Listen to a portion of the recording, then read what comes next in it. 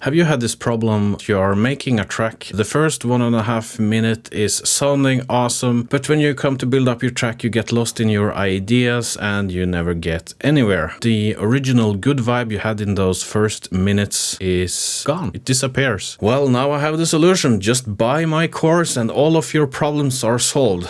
No, I'm just kidding. I'm not a teacher and I don't have a course. Perhaps I'm going to have a course, but on something else at a later date. Anyways, this is commonly in our space called the 4-bar loop problem. But in this case, it's a little bit more than 4 bars and into arrangement territory.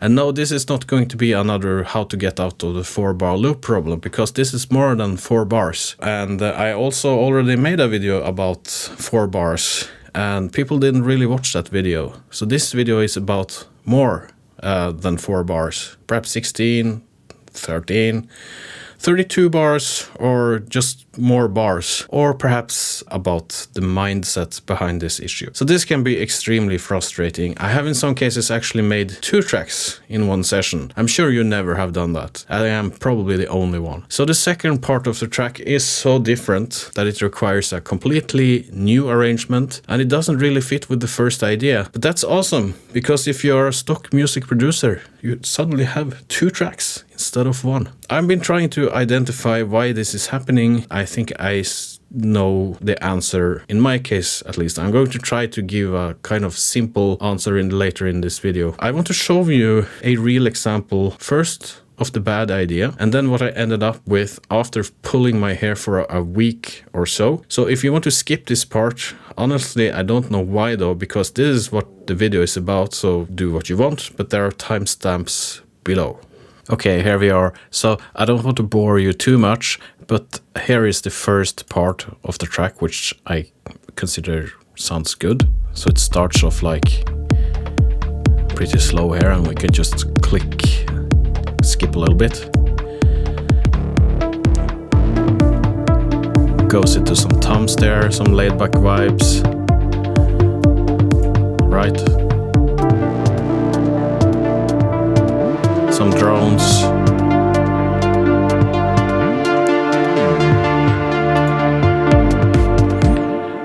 Pretty happy with that. And then we get into some kind of start of a bridge here with some samples. Okay.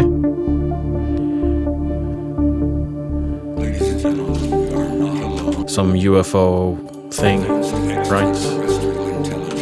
And then we are going to go over into the second part of the track.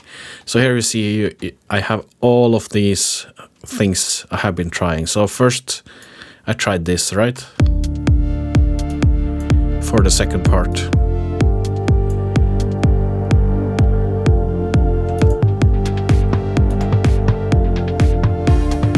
Okay, so then we have some ideas here.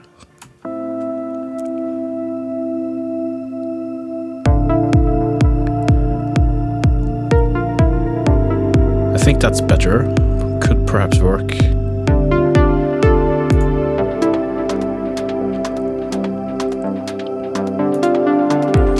Okay, so then we have this part.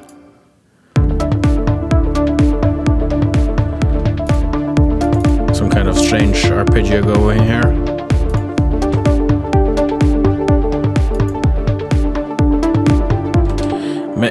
Maybe a little bit interesting, but it doesn't really fit the vibe. Then we have this part.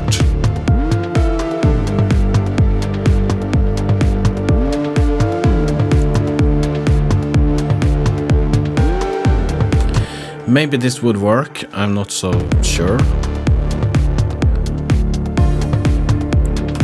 But again, I didn't really feel it with this part. It was too kind of negative or something in a way. So if you see the selection here, all of these things I was trying was probably a week's work or something like that. And then I decided to just scrap this, and I tried changing directions into this instead. It's a new project, so you can see I have deleted everything, so I don't have the old stuff here. So I have the start here is kind of the same, just a little more defined, if you will.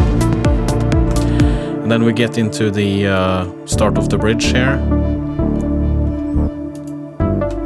And then we get to the second part here, which is basically going back to my trance roots, because that's what I was feeling was working the best here. So I changed it to this. So I'm using the same chords. So I have an arpeggio melody going here, and I'm kind of playing off the original vibe in the start here. So in the build, right?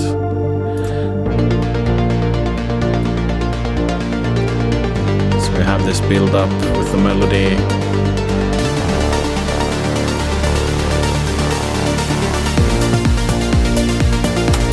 Yeah, so the second part here I'm going to work more on. Of course, it's still under construction, but it's an entirely different kind of track now.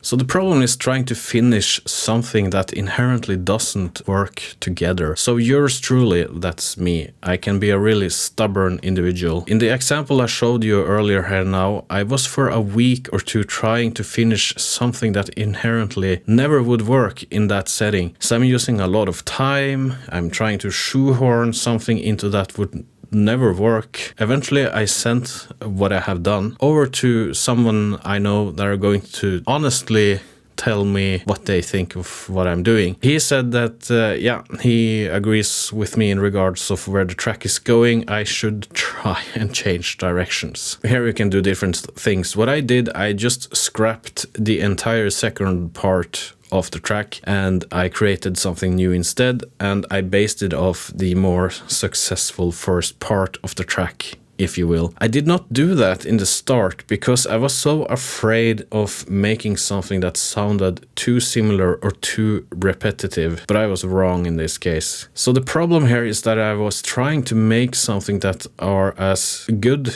as the first part of the track, but still unique enough to give it some variation. So I create an idea and I try to make it awesome, but inherently it isn't good enough. But I lack the insight of scrapping the entire part and starting over. But you might have to do that sometimes, and that is really hard. It's about a week of work on days after work. And I'm sure that there are more people like me out there who has a day job, other responsibilities, kids, and you feel that you don't want the time you have invested in this wasted, because you could have done so much else things. You have chores you have to do, you have actually important things you have to do. But if changing directions and this waste of time ultimately leads to something that you are proud of, I think that you can reclaim that, let's say, wasted time and call it a productive learning experience instead. Overcomplicating is a thing as well. So this is also one of my problems that leads to issues like this. I'm a technical guy, and sometimes that brain of me is just taking over. I can sit and try and all kind of technical things. I can change presets, I can change synthesizers, tweak the track, put some EQ there, put some saturation on there, but in the end it doesn't get me anywhere because the bass just isn't good enough. So what do you do? Do you have any magic bullet? Do I have any answer on how to get out of this loop, if you will? Well, if I have to use one word, it's on how to move forward when you're stuck. It's to simplify.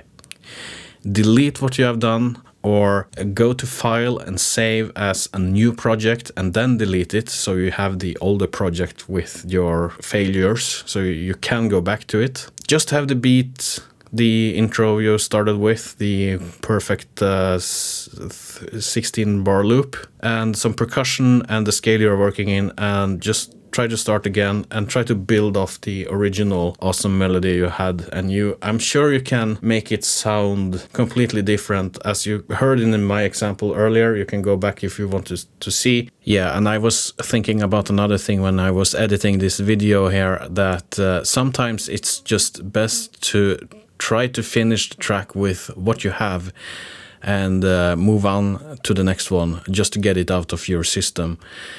especially if you are just starting out. Let's say if you are in your first year or your second year or something like that, there's something to be said about the amount of work you're able to do. To get better, you just have to do the same thing over and over and over again. It's repetition, you know. I should repeat picking up weights from the floor, as we all can see. But yeah, it's important to do the work, put in the hours, and sometimes it just doesn't work. The end product isn't something that you are proud of. Move on and do something else. Start another one with another idea, another instrument, and another take, or maybe try to change your process a little bit. Make sure to check out the next video that pops up. If you want to support what I do, there are tons of links below this video where I have all of my stuff. That's all for today. Thank you for watching, and I will see you in the next one. Goodbye.